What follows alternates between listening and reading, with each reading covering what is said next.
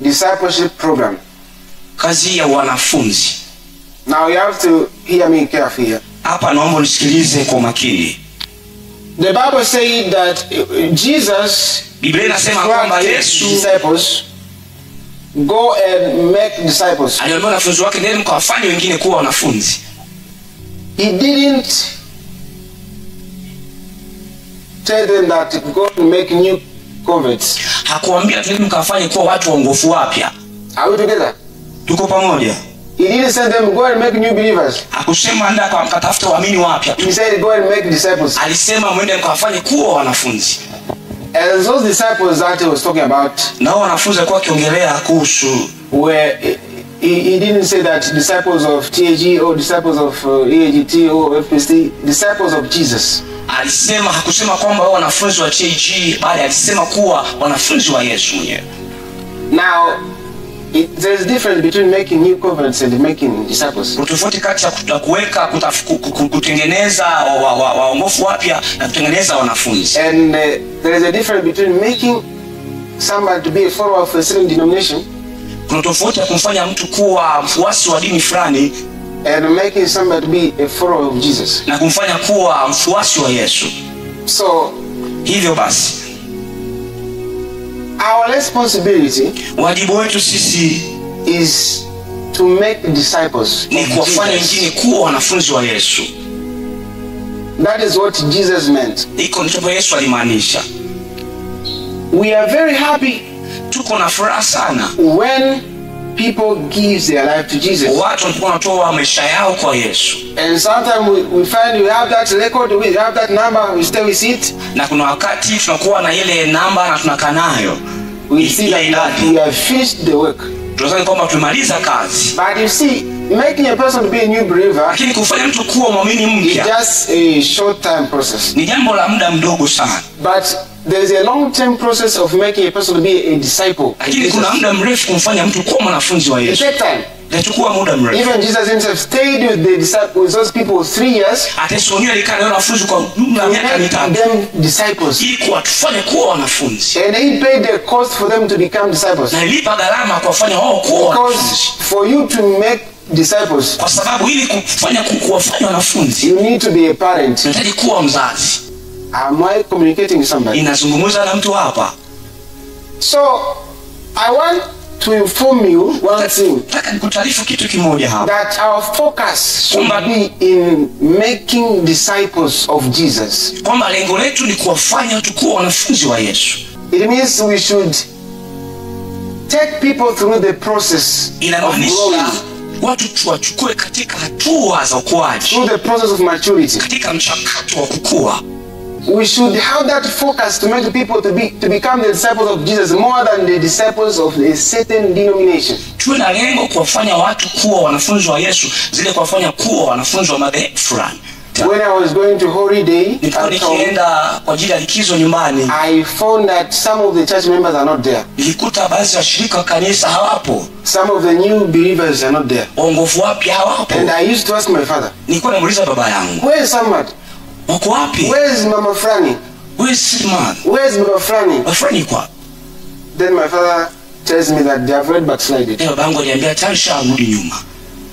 And I saw it in many churches that most of the people, new believers of I can say this generation, what they have short lifespan. Nimeona watu wengi hasa waongofu wapya wanakuwa na muda mchache sana kanisani. So the Holy Spirit started teaching me something. Roho Mtakatifu akaanza kunifundisha kitu about discipling, kuhusu kufundisha wanafunzi. I decided to try my best. Nikaamua kufanya kwa uwezo wangu. Make follow up. Kufanya kufuatilia kwa watu hao. And sometimes na wakati mwingine I gave up. Nilichoka, nikata tamaa. And the Holy Spirit told me that you should be a parent. Roho Mtakatifu akaniambia lazima unapaswa kuwa mzazi. Because you see, when you are a parent, kwa sababu unapokuwa mzazi, your kids are your kids. Watoto wako tu. Even if they behave in a certain way, hata kama wanafanya tofauti unavyotaka, you know that these are my kids. I must find a solution. Unajua kwamba wanangu lazima utafute namna ya kusaidia. When they have a need, wanapokuwa na mahitaji yao, you will find the solution. utatafuta namna ya You will kuwasaidia. take them to school. Utawapeleka shule Even if they fail exams, hata kama wakishindwa kwenye mitihani yao. you don't say that now because they are failing, they are not my kids. Usije kwamba kwa sababu wameshindwa basi sio You will wanangu still tena. support them. Utaendelea kuwatia moyo. Am I communicating? Ninazungumza na mtu hapa Because they your kids. kwa sababu ni watoto So wako. the Holy Spirit used that example and told me that Akatumia mfano now akaniambia these kwamba people you are witnessing, kwamba watu ambao unawashuhudia take them as your kids wachukulie kama watoto wako. and take them through the process of maturity Watembea nao katika hatua ya ukuaji as a parent. kama mzazi. So I train them Ninafundisha and I've seen they are growing. na nimeona wameendelea kukua sasa. So fulfilling the Great Commission Kutimiza agizo kuu does not end in preaching and people give their life to Jesus. haishii tu katika kuhubiri na watu kuja kwa You Yesu. need to take those people through discipleship, Unahitaji kutembea nao, through training. kuwafundisha. But you see, we have left a lot of orphans. Lakini tumewaacha orphans, yatima wengi. There are a lot of orphans Kuna yatima who wengi. are roaming around. And Na there is something that the Holy Spirit was trying to tell me. Roho Mtakatifu alikuwa ananiambia kitu kuhusu ya That yanayokuja. the danger of ignoring discipleship Hatari ya kupuuzia wanafunzi is that we are going to bring a new version of Christians tuna kuleta aina mpya ya Wakristo if we will ignore taking people through process of growing. kama tutapuzia kuwafundisha watu katika darasa ya wanafunzi. Because when people are not mentored, Watu wanapokuwa hawajafundishwa it is easy for them to backslide.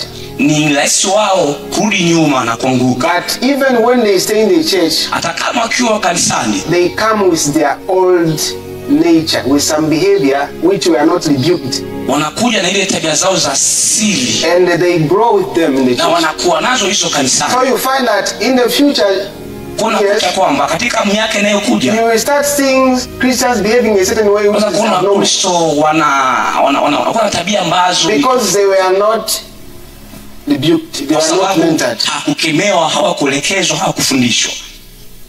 Do you get me now? Na nipata hapo sasa. So do you see that danger?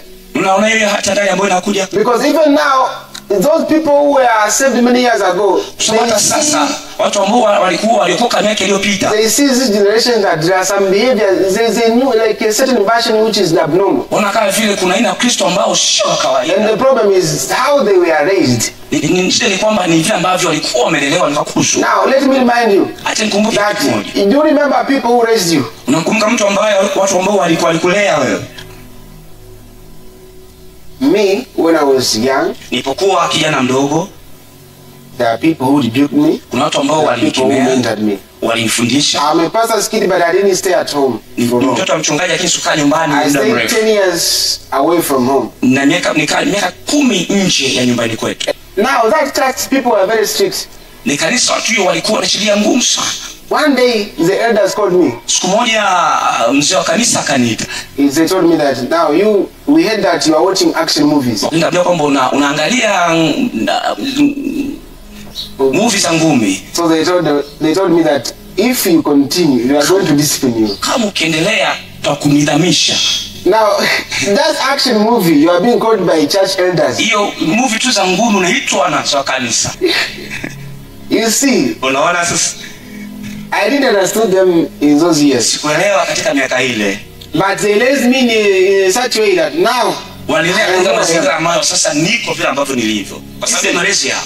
now even you, Sasa hata na wewe. remember those people who rebuked you when you were a young Christian. Kumbuka watu ambao walikulea kukemea ulipokuwa Mkristo unaikuwa jana mdogo. Remember those people who came to follow you that let us go to the church. Let us go to the church. Watu ambao walikuja kushoka kwamba twende kanisani, twende kanisani. Those people who prayed Watu ambao for you walikuombea as a young believer. kama Mkristo mdogo, kijana mdogo. Those people who forced you to practice spiritual disciplines. Watu ambao walikulazimisha kuwa na nidhamu ya mambo ya kiroho. And sometimes you hated them. Kuna wakati uliwachukia. But now you are a pastor. Sasa hivi ni mchungaji. Now you are a deacon. Sasa wewe ni shemasi. Now you are a singer. Sasa wewe ni mwimbaji. But there are people who paid the cost. Lakini kuna watu ambao walipa gharama. There are people who mentored you. Kuna watu ambao walikufundisha. Now why are you leaving others like oh? Sasa ambao sasa hivi unaacha wengine kama Do you think they will grow by their own? Remember and take it now and think that how are we mentoring these people nowadays? Sasa kumbuka, nafikiria kwamba kwa namna gani ambao tunawafundisha watu wa leo. Some of you, baadhi yenu, you were even having demons. Mlikuwa na roho zile chafu ndani. And they casted demons for even 6 months. Na waliwatoa hao roho chafu hata kwa you fought with pastors. Ulipigana na wachungaji. But they didn't get tired of you. Lakini hawakukuchoka. Some of you maybe you are even joking. Basi yenu ulikuwa unafanya utani. But the church members took you serious that oh, you are coming to the church. Now you make follow up on you. Lakini washirika wajua kwa kanisani wakaanza kufuatilia. Mpaka leo umekuwa Mkristo aliyekomaa. But you see today. Lakini if a person is demonized for 1 week, mtu anapokuwa na pepo kwa wiki moja tu, you hear people saying he is not serious. Unasikia tunasema huyo hayuko serious huyo. Then you leave him. Then unamwacha. Tell your neighbor you should be a parent. Mwambie unataka kuwa mzazi. Mwambie jirani yako unataka kuwa mzazi.